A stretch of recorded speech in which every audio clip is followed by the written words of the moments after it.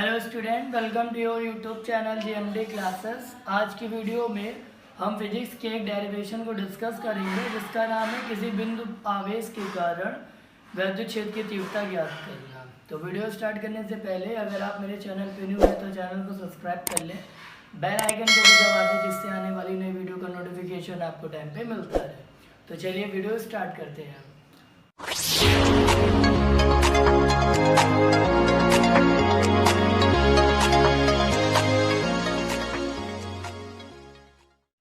आज की वीडियो का जो पार्ट 1 हम लोग फिजिक्स में पढ़ रहे थे उसकी सारी डेफिनेशन हम लोगों ने कवर कर ली थी।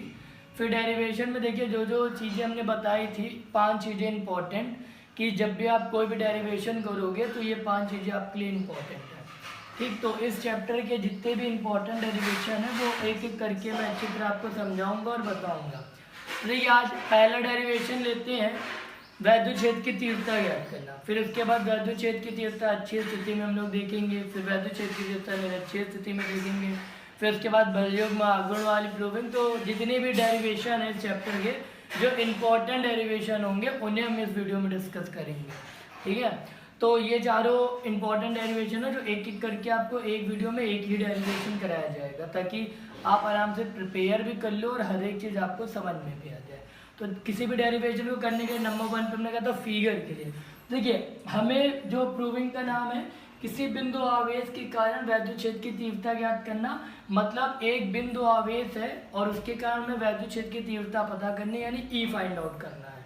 ठीक, तो हमने क्या करा, एक बिंदु आवेश ले लिया प्लस क्यू और प्लस क्यू नॉट। ठीक, दोनों बिंदु आवेश ले लिए और एक कौन सी स्थिति पे, एक बिंदु O पर है और एक कौन से पॉइंट पे, एक P पॉइंट पे है। ठीक है, मतलब पहले मैं फिगर अच्छी तरह समझा रहा हूँ ताकि आप जब फिगर बनाओ तो आराम से बना लो। ठीक है, बिना देखे तभी आप डेरिवेशन कर पाओगे। तो हमने क्या करा, 2 आवेश ले लिए। तो ऐसे आप कोई भी एक आवेश प्लस क्यू और एक आवेश प्लस क्यू नॉट ले लो। फिर कहाँ पर, एक O पे एक P पे। ठीक, दोनों को नाम दे दो, आप नाम कुछ भी दे सकते हैं, मैंने यहाँ O और P दिया है। अब हमें इन दोनों को मिला देना है और इनके बीच की दूरी कितनी ले लेनी है, R ले लेनी है। ठीक है, इतनी बात क्लियर हो गई। ठीक, अब यहाँ पर जब 2 बिंदु आवेश होते हैं तो हमने कूलाम के नियम में पढ़ रखा है कि वहाँ पर क्या लगता है, एक बल लगता है। तो हमने यहाँ पर क्या लगा दिया, बल लगा दिया यानी एक फोर्स लगा दिया।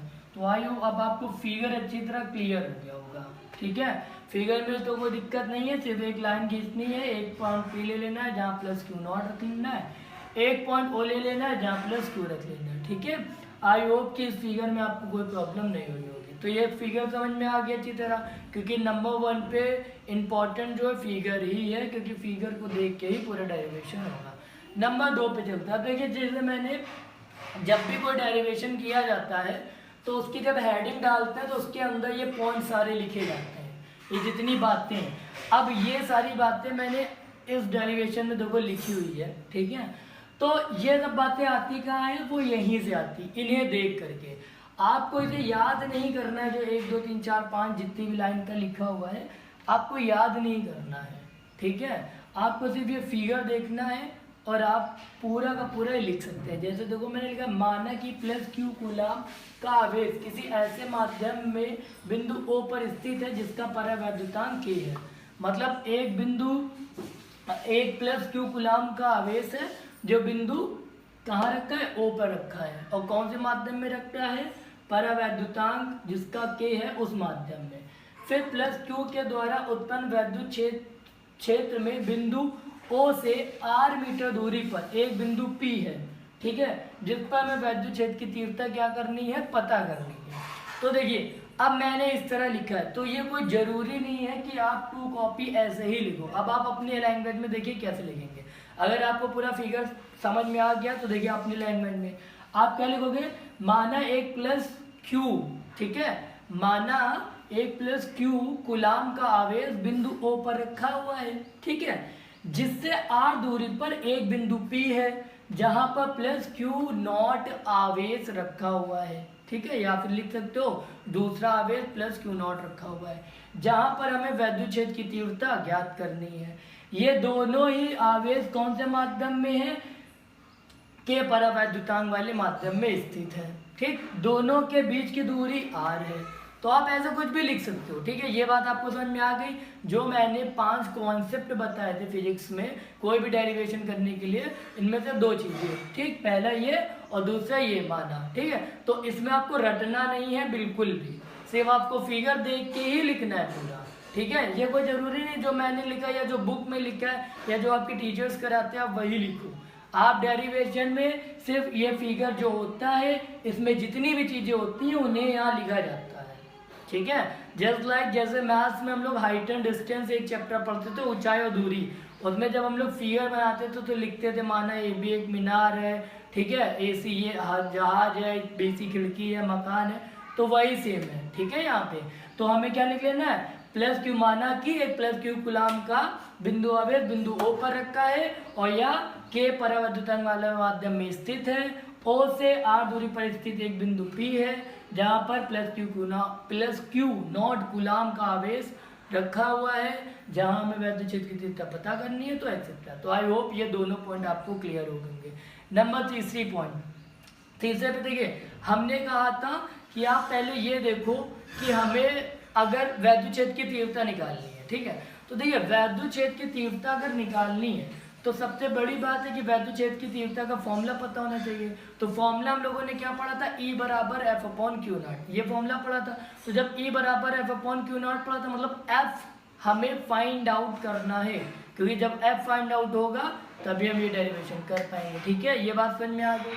तो देखिए वो तीसरा कॉन्सेप्ट था हमारा। तो देखिए हमने ये चीज तो हो गई, हमने आपको ये बताया था कूलाम का नियम कहाँ पर लगेगा। कूलाम का नियम वहाँ लगेगा जहाँ 2 बिंदु आवेश दिए जाएंगे, 2 बिंदु आवेश कहीं भी होंगे, ठीक है, और उनके बीच की दूरी कुछ भी दी होगी तो वहाँ हम कूलाम का नियम अप्लाई कर देंगे, वहाँ हम कूलाम का नियम लगा देंगे। तो यहाँ पर देखिए 2 बिंदु आवेश भी मिले हैं और उनके बीच की दूरी r भी मिली है। तो ये कॉन्सेप्ट ही था, क्योंकि कूलाम का नियम ही यही था, 2 स्थिर बिंदु आवेशों के बीच लगने वाला आकर्षण और प्रतिकर्षण बल दोनों बिंदु ठीक आवेशों की मात्राओं के गुणनफल के अनुक्रमानुपाती तथा बीच की दूरी के वर्ग के व्युत्क्रमानुपाती होता है। तो ये चीज हमको यहाँ से मिल गई, तो हमने क्या करा, कूलाम का नियम लगा दिया। F बराबर 1/4 पाई एप्सिलॉन नॉट के Q naught upon R square. तो F बराबर हमने आराम से लिख दिया, क्योंकि ये कूलाम का नियम है तो हम इसे यहाँ पर अप्लाई कर सकते हैं। तो आई होप ये आपको कोई दिक्कत नहीं होगी, क्योंकि जब भी आपको ये चीज़ें मिलेंगी तो आपको कूलाम का नियम अप्लाई कर देना है। ठीक है, अब हमें बिंदु P पर वैद्युत क्षेत्र की तीव्रता, तो फॉर्मूला क्या था, E बराबर एफ अपॉन क्यू नॉट। अब हम क्या करेंगे, F का मान रख देंगे। देखिए ये पूरा का पूरा हमने F का मान रख दिया। F का मान क्या था, 1/4 पाई एप्सिलॉन नॉट के, ठीक है, Q naught upon R square into, अब बचा क्या 1/क्यू नॉट, तो 1/क्यू नॉट लिख दिया। अब क्यू नॉट कैंसिल हो गया तो हमारा रिजल्ट आ गया E बराबर 1/4 पाई एप्सिलॉन नॉट के क्यू अपॉन आर स्क्वायर। अब इसके आगे आप चाहो तो निर्वात वायु के लिए के बराबर अगर आप 1 रखते हो तो वैल्यू E बराबर 1/4 pi epsilon naught Q upon R square होगी और के हट जाएगा। और ठीक है, और फिर हमने इसके लिए ये भी बताया था कि 1/4 पाई एप्सिलॉन नॉट के, इसका मान क्या होता है 9 × 10⁹ 9। ठीक है, तो अब चाहो तो आप ये चीज भी यहाँ लिख सकते हो 9 × 10⁹ क्यू अपॉन आर स्क्वायर। तो जब आप न्यूमेरिकल लगाओगे, ठीक है, तो ये फॉर्मूला ही यूज होगा, ये नहीं यूज होगा, ये यूज होगा, क्योंकि उसमें हमें वैल्यू की जरूरत है। तो 9 × 10⁹ क्यू अपॉन आर स्क्वायर। ठीक, तो ये डेरिवेशन पूरा है, वो आपको अच्छी तरह समझ में आ गया होगा। ठीक है, कोई डाउट नहीं होगा। अब ये डेरिवेशन देखिए मैंने बताया क्यों है, इसका भी रीजन है। ये डेरिवेशन इंपॉर्टेंट नहीं है, जो इंपॉर्टेंट है वो वैद्युत क्षेत्र की तीव्रता अच्छी स्थिति और निरक्षीय स्थिति में ज्ञात करना विथ डाइपोल, मतलब वैद्युत द्विध्रुव, ठीक है, लेके। तो अब ये इसलिए इंपॉर्टेंट है क्योंकि जब हम वो प्रूविंग करेंगे तो ये जो फॉर्मूला है ये यूज होगा। अब अगर मैं वो प्रूविंग डायरेक्ट कराता और ये फॉर्मूला यूज करता इसका, तो फिर आपको समझ में ना आता कि ये फॉर्मूला कहाँ से आया। तो इम्पोर्टेंट क्या है कि आपको ये पता लगे कि ये फॉर्मूला आया कहाँ से। तो इसलिए मैंने ये डेरिवेशन कराया है ताकि आपको ये पता चले कि ये फॉर्मूला आया कहाँ से। तो ये फॉर्मूला कहाँ से आया है, यहाँ से आया है।